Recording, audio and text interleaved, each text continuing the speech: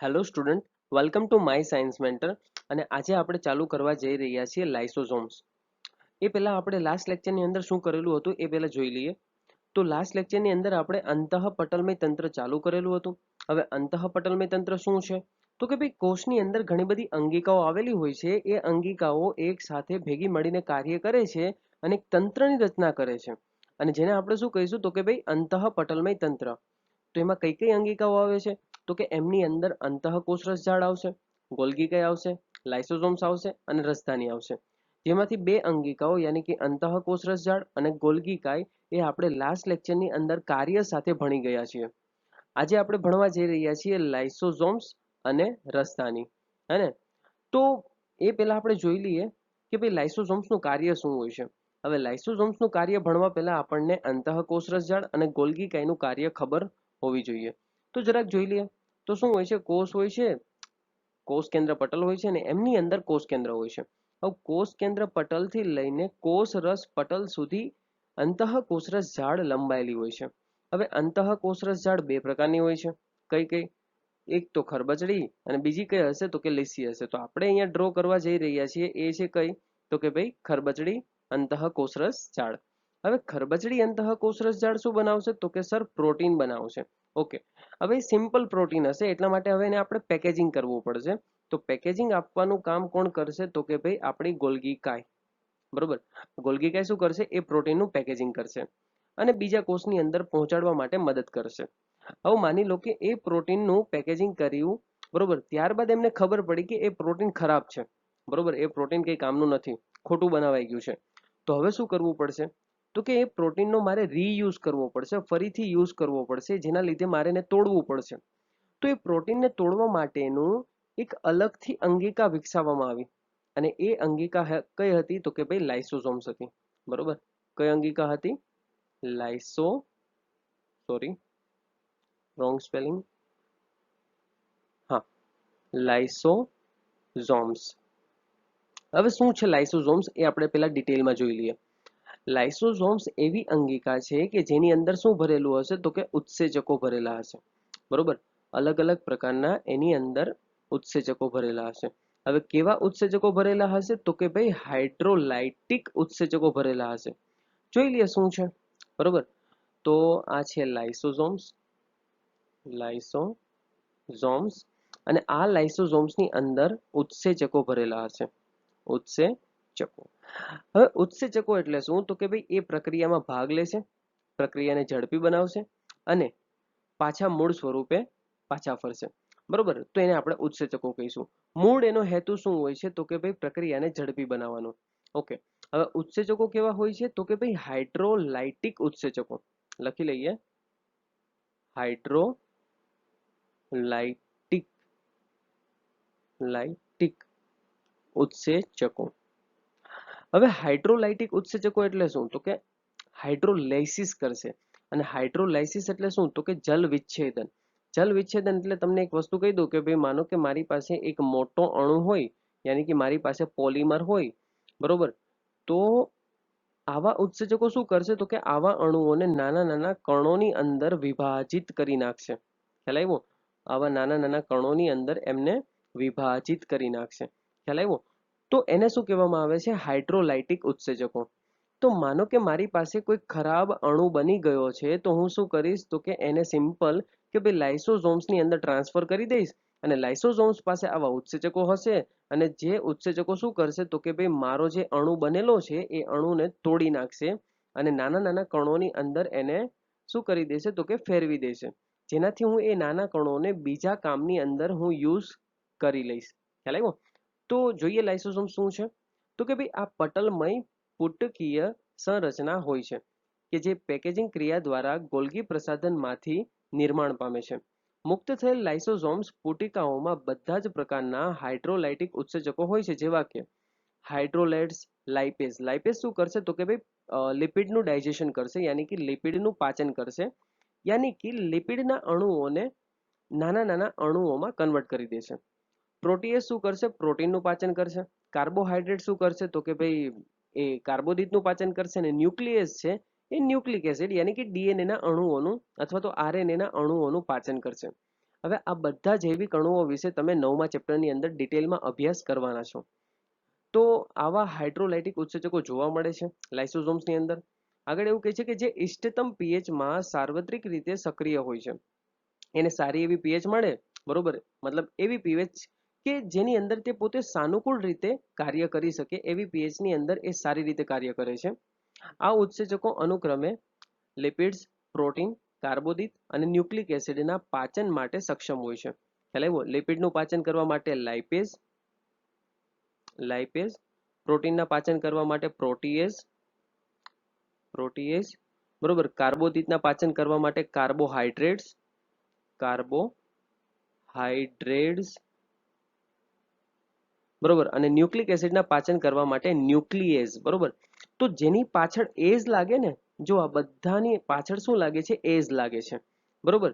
તો જેની પાછળ એઝ લાગતું હોય ને એને શું માનવાનું? તો કે ભાઈ ઉત્સેચક, ઉત્સેચક. ખ્યાલ આવ્યો? આ એક સિમ્પલ ટ્રીક છે. જોઈએ આગળ શું કીધું છે આપણને. તો આપણી છેલ્લી અને ચોથી અંગિકા છે રસધાની, બરોબર. તો રસધાની આપણને વનસ્પતિ કોષની અંદર સૌથી વધારે જોવા મળશે અને એ કોષની અંદર સૌથી વધારે જગ્યા રોકે છે. ખ્યાલ આવ્યો? તમે અહીંયા જોઈ શકો છો. તો જે મેં બ્લુ કલરનું એક લેયર બતાવ્યું છે અને એક મોટી અંગિકા બતાવેલી છે, બરોબર. આ જે અંગિકા છે એ છે રસધાની છે. તો ચાલુ કરીએ શું છે રસધાનીમાં. કોષરસમાં પટલ દ્વારા ઘેરાયેલ જગ્યાને રસધાની કહેવામાં આવે છે. અહીંયા તમને જે બ્લુ કલરનું પટલ દેખાય છે એ રસધાનીનું પટલ છે, બરોબર. અને જે અંગિકા છે એ રસધાની છે. તેમાં પાણી, રસ, ઉત્સર્ગ પદાર્થો અને અન્ય પદાર્થો કે જે કોષ માટે ઉપયોગી નથી તેવા દ્રવ્યો જોવા મળે છે. મતલબ જે વનસ્પતિની અંદર માનો કે તમને પાણી જોવા મળે તો એ પાણી પણ શું કરશે? તો કે રસધાનીમાં સ્ટોર કરશે. અમુક રસ જોવા મળશે તો એ રસ પણ શું કરશે? તો કે રસધાનીમાં સ્ટોર કરશે. ઇવન ઇફ ઉત્સર્ગ પદાર્થો છે, બરોબર, એ પણ શું કરશે? તો કે ભાઈ રસધાનીમાં સ્ટોર કરશે. આગળ એવું કીધું છે કે રસધાની એક પટલથી ઘેરાયેલ રચના છે, બરોબર. મતલબ જે બ્લુ કલરનું પટલ છે એને આપણે શું કહીશું? તો કે ભાઈ એક પટલથી ઘેરાયેલ રચના છે જેને આપણે કહીશું ટોનોપ્લાસ્ટ, બરોબર. આ જે બ્લુ કલરનું પટલ દેખાય છે ને એને આપણે કહીશું ટોનોપ્લાસ્ટ, અથવા તો ગુજરાતીમાં એને આપણે કહીશું રસધાની પટલ. ખ્યાલ આવ્યો? તો એ જ વસ્તુ કીધું છે ટોનોપ્લાસ્ટ અથવા તો રસધાની પટલ કહેવાય છે. વનસ્પતિ કોષમાં કુલ કોષોના 90% જગ્યા રસધાનીથી રોકાયેલ હોય છે. મતલબ એક વનસ્પતિ કોષ લઈ લો તો એની અંદર 90% જગ્યા છે એ ખાલી ને ખાલી રસધાની રોકશે, બરોબર. બાકીની 10% જગ્યા હશે બીજી અંગિકાઓ માટે હશે. આગળ આપણને એવું કીધું છે કે વનસ્પતિમાં ઘણા બધા આયનો તેમજ અન્ય પદાર્થો સંકેન્દ્રણ ઢોળાંશની વિરુદ્ધ રસધાની પટલ દ્વારા રસધાનીમાં સાનુકૂલિત વહન પામે છે અને આ કારણસર તેઓની સાંદ્રતા રસધાનીમાં કોષ રસની સાપેક્ષે ઘણી વધારે હોય છે. સિમ્પલ વસ્તુ કીધી છે કે ભાઈ માનો કે આ મારો કોષ હોય, મતલબ વનસ્પતિ કોષ, અને એની અંદર હું તમને બતાવી દઉં એક રસધાની. તો આ છે આપણી રસધાની. હવે એની અંદર તમને એક વસ્તુ જણાવો કે એની અંદર શું હશે? તો કે ભાઈ ધન વીજભારિત અણુઓ હશે. તો આ ધન વીજભારિત અણુઓ છે, બરોબર. કોઈ પણ અણુઓ, બરોબર, સોડિયમ હોય, કોઈ પણ અણુઓ, તે ધન વીજભારિત અણુઓ છે. હવે કોષની અંદર એવા ધન વીજભારિત અણુઓ બે છે. તો હું તમને પૂછીશ કે સાંદ્રતા શાની અંદર વધારે છે? કોષની અંદર સાંદ્રતા વધારે છે કે ભાઈ કોષની અંદર રહેલી જે રસધાનીની જે અંગિકા છે એની અંદર વધારે છે? તો તમારો આન્સર હશે કે સર જે રસધાની છે, બરોબર, એની અંદર સાંદ્રતા વધારે હશે અને કોષની અંદર સાંદ્રતા ઓછી હશે. તો અહીંયા હું લખી દઉં કોષ અને અહીંયા લખી દઉં રસધાની. અને આ જે વસ્તુ શું છે? તો કે ભાઈ સાંદ્રતા, બરોબર.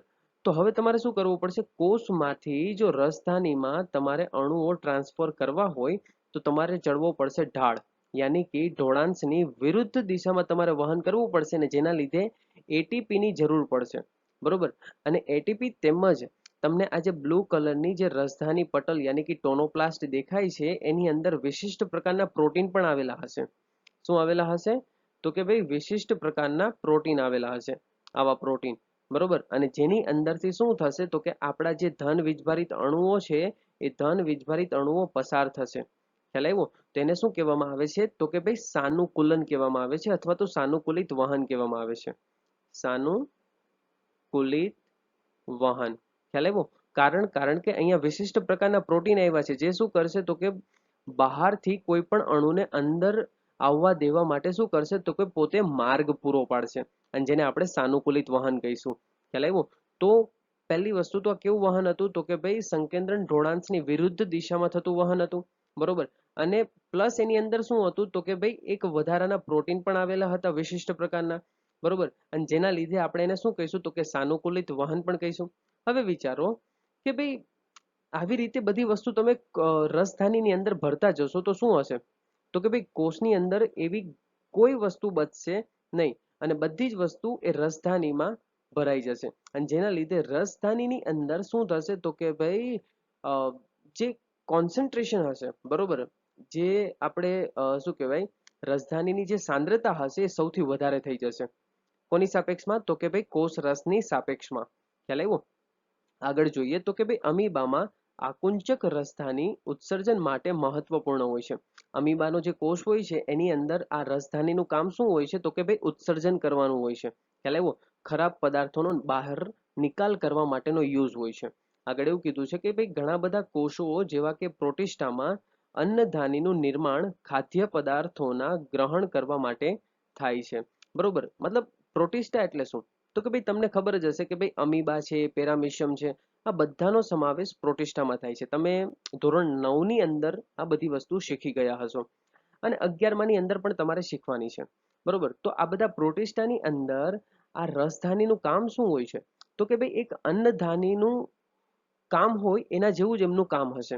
ખ્યાલ આવ્યો? અને જે પદાર્થોનું ગ્રહણ કરશે, પદાર્થોને પાચન કરશે, બરોબર, ખાદ્ય પદાર્થોનું એમના પાચન થશે, અને ત્યારબાદ એ ખાદ્ય પદાર્થોને બહાર નિકાલ કરવામાં પણ શું કરશે તો કે હેલ્પ કરશે. ખ્યાલ આવ્યો? તો આ હતું આપણું રસધાની. હવે આગળ જોઈએ. ઓકે, સો હવે આપણે જોવાના છીએ કણાભસૂત્ર. હવે કણાભસૂત્ર શું છે તો કે ભાઈ પહેલા તો આપણી રીતે આપણે જોઈ લઈએ. તો માની લો કે આપણી પાસે એક કોષ છે, ને કોષની અંદર એક નાની અમથી એક અંગિકા આવેલી હોય છે, બરોબર. કંઈક આવી અંગિકા હશે, અને જેને આપણે કણાભસૂત્ર કહીએ છીએ ને, આ કણાભસૂત્રમાં શું થાય છે તો કે ભાઈ ઉર્જા ઉત્પન્ન થશે.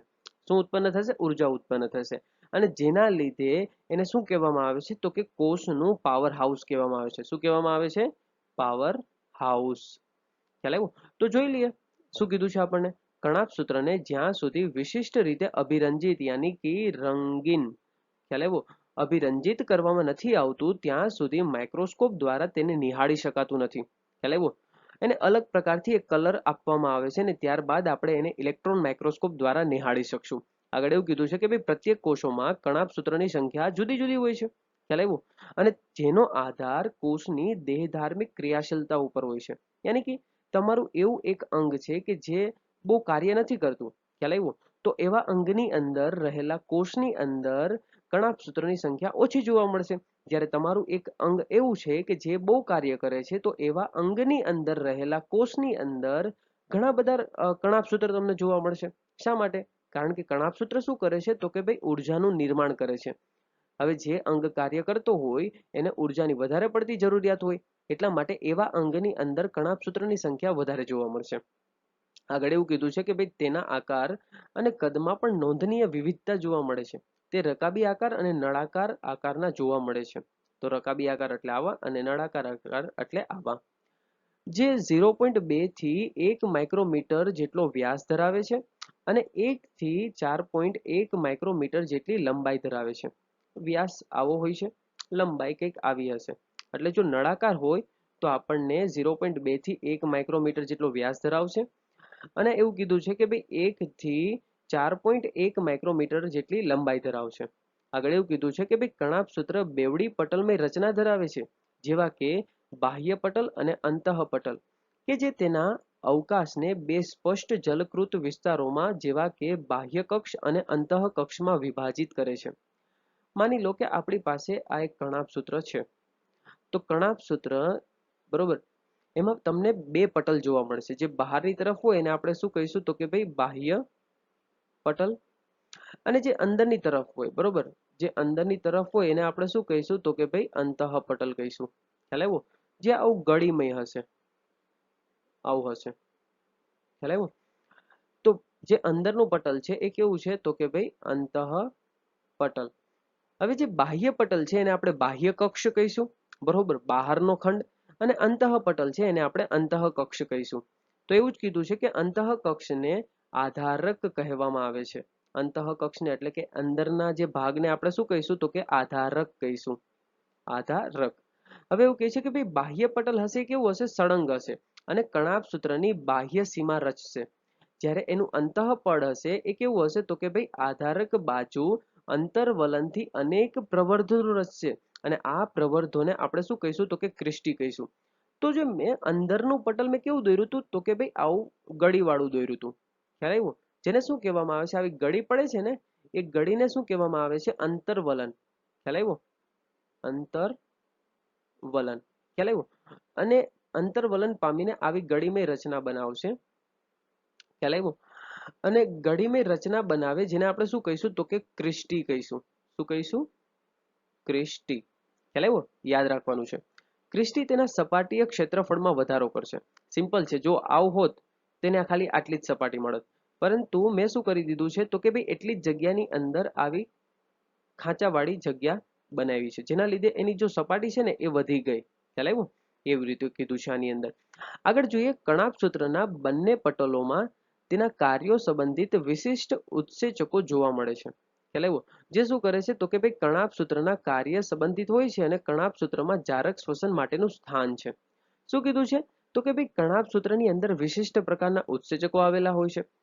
હવે એ એમના કાર્ય સંબંધિત હોય છે. એટલે કણાભ સૂત્રની અંદર કાર્ય શું થાય છે તો કે ભાઈ ઉર્જા ઉત્પન્ન કરવાનું થાય છે. ખ્યાલ આવ્યો? ઉર્જા એટલે શું તો કે ભાઈ એટીપી ના સ્વરૂપમાં ઉર્જા ઉત્પન્ન થશે. બરોબર, એડિનોસાઇન ટ્રાઇફોસ્ફેટ.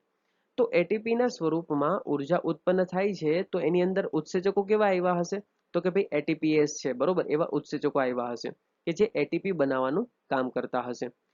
હવે આગળ એવું કીધું છે કે કણાભ સૂત્ર જારક શ્વસન માટેનું સ્થાન છે. હવે જારક શ્વસન એટલે શું તો આપણે અહીંયા લખી નાખીએ પહેલા તો. બરોબર, કે જારક શ્વસન એટલે કે ભાઈ ઓક્સિજનની હાજરીમાં ગ્લુકોઝને તોડવામાં આવે તો એને આપણે શું કહીશું તો કે ભાઈ જારક શ્વસન. ખ્યાલ આવ્યો?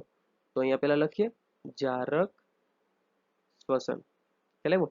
જો ઓક્સિજનની હાજરીમાં ગ્લુકોઝને તોડવામાં આવે C6H12O6 ભણી ગયા ને 10માં, તો ઓક્સિજનની હાજરીમાં ગ્લુકોઝને તોડવામાં આવે ને એમાંથી ઉર્જા ઉત્પન્ન કરવામાં આવે તો એને આપણે જારક શ્વસન કહીશું. જો ઓક્સિજનની ગેરહાજરીમાં આ ક્રિયા કરવામાં આવે તો એને આપણે અજારક શ્વસન કહીશું. અને જેમાંથી ઉર્જા આપણને કઈ મળશે તો કે ભાઈ એટીપી મળશે. એટીપી એક એવો અણુ છે કે જેમાંથી આપણે ઉર્જા યુઝ કરી શકીએ છીએ અને એટીપી દ્વારા આપણે શું કરશું? ઉર્જાને સંગ્રહ કરશું અને જ્યારે જરૂર પડે ત્યારે એટીપી માંથી આપણે ઉર્જાનો યુઝ કરશું. ખ્યાલ આવ્યો? તો આપણને અહીંયા એ જ કીધું છે કે તે એટીપી સ્વરૂપે કોષીય શક્તિ ઉત્પન્ન કરે છે, જેને આપણે સ્ટોર કરીને રાખશું. જ્યારે બી જરૂર પડે ત્યારે એટીપી નો યુઝ કરી નાખશું આપણે. આ કારણોસર કણાભ સૂત્રને કોષનું શક્તિઘર યાની કે પાવર હાઉસ પણ કહેવામાં આવે છે. હવે અહીંયા આગળ આપણને એક મોસ્ટ ઇમ્પોર્ટન્ટ લાઈન કીધી છે જે અહીંયાથી અહીંયા સુધીની છે. કણાભ સૂત્ર આધારકમાં એક વલયાકાર ડીએનએ, જેનું આપણે લિસ્ટ બનાવતા જઈએ.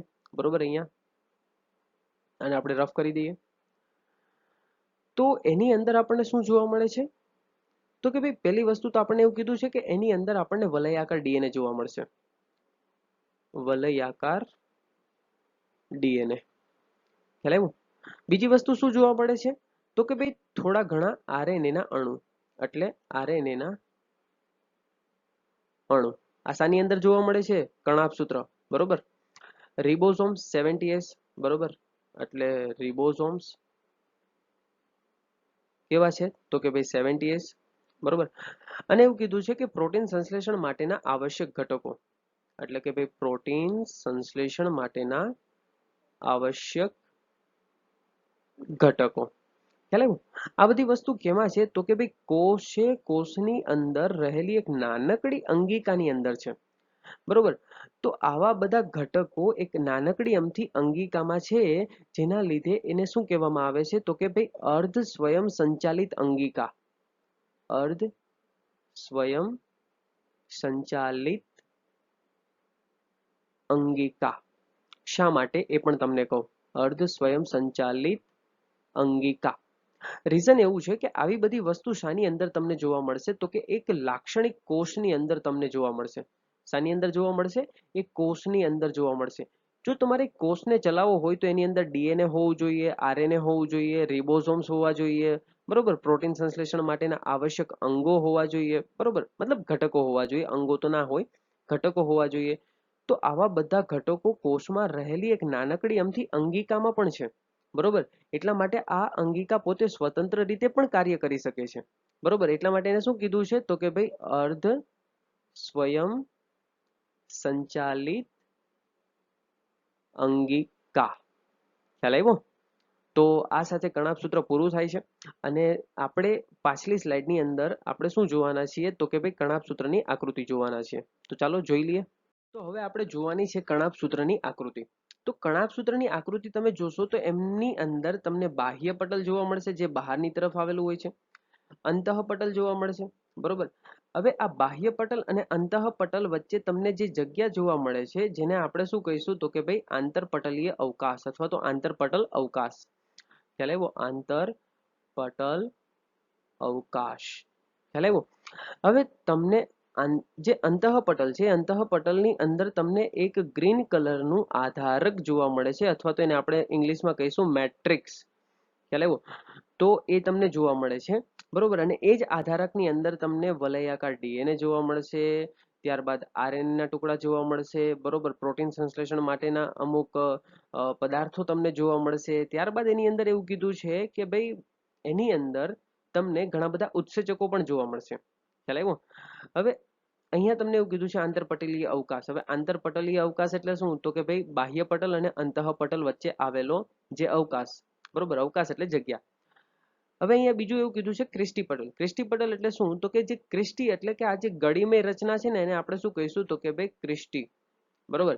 અને આ જે ક્રિસ્ટી બનાવે છે, જે પટલ ક્રિસ્ટી બનાવે છે એને આપણે શું કહીશું ક્રિસ્ટી પટલ. ખ્યાલ આવ્યો? તો સિમ્પલ હતું કણાભ સૂત્રની રચના. ખ્યાલ આવ્યો? હવે આપણે મળશું નવી થિયરીની સાથે. ત્યાં સુધી બધાને ટેક કેર, બાય બાય.